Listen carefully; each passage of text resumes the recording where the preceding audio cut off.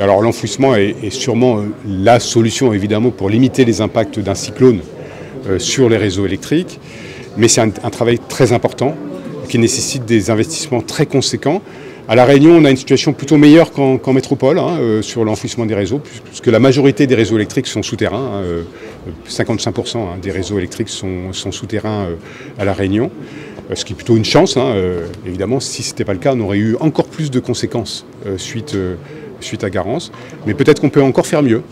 Et ça nécessite évidemment la contribution de chacun, notamment des collectivités locales, à travers Sidelec, qui est responsable des investissements délibérés sur la basse tension.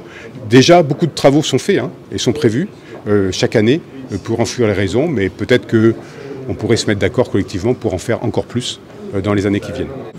Sous la responsabilité des collectivités locales, souvent, effectivement, il y a une coordination des travaux qui sont faits pour pouvoir enfouir en même temps les réseaux électriques, les réseaux d'éclairage public et les réseaux télécoms. C'est évidemment plutôt à la collectivité locale d'organiser le travail pour que ces chantiers puissent se faire conjointement et en même temps.